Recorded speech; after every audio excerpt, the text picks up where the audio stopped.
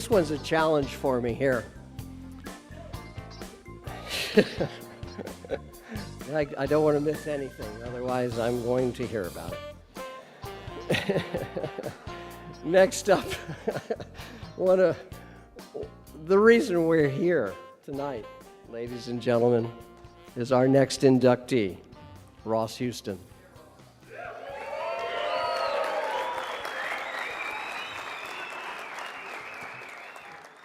Ross started surfing in South Beach, Miami in 1967 when he was a sophomore at the University of Miami. Surfing was illegal on all the beaches in Miami, and police were arresting surfers, and thus began the life of an activist.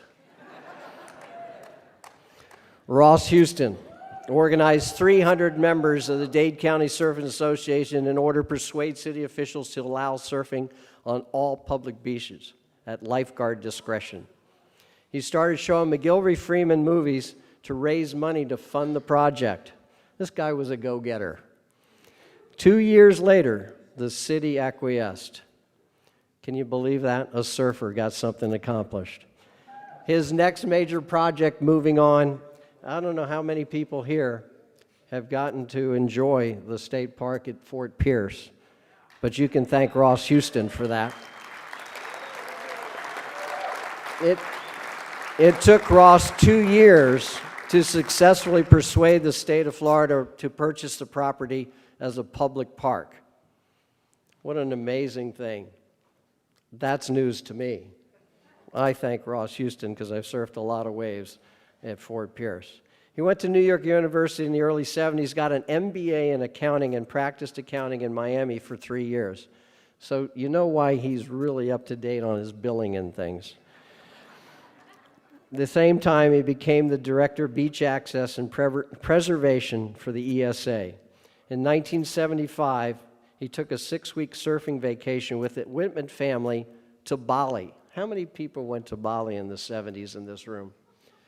We've got, okay, I see 3 or 4 hands, so 5, 6, okay. Less than 10. What a pioneer. And because of that trip to Bali in the Far East, he got fired as an accountant. Lucky us. Because guess what? In that next year, he started Surf Expo.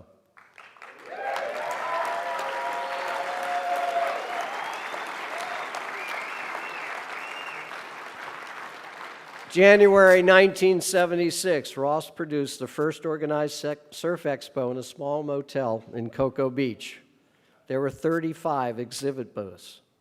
And after 10 years of growth and several moves, remember Kissimmee, anybody? Surf Expo moved to its present location here at the Orange County Convention Center. In 1976, Ross also started Atlantic Surfing Materials, realizing there was a need for a supplier of raw materials to surfboard manufacturers on the eastern Gulf Coast in the islands and Central and South America. Both startup businesses, Surf Expo and Atlantic Surfing Materials, were financed by a short-term, very successful venture into skateboarding. What an enterprising young man. Skateboard products called Foot Tread was a customized non-skid skateboard deck material. And that's how it all began. Skateboarding kicked us into where we are here. First grip tape company. There you go. First grip tape company in the world. That's Foot Tread. There you go. Thanks, Bruce. And Foot Tread, think about how many skateboards are sold and they have skateboard grip. This guy right here. 1988, he sold Surf Expo in order to continue to devote full-time and attention to the surfboard industry with his Atlantic Surfing Materials. He still owns Atlantic Surfing Materials, and in 2005, he kicked into gear with Atlantic Surf Foam when Gordon Clark gave up on the whole foam gig. And his greatest accomplishment in life was meeting his wife, Jeannie, in Miami in 1975.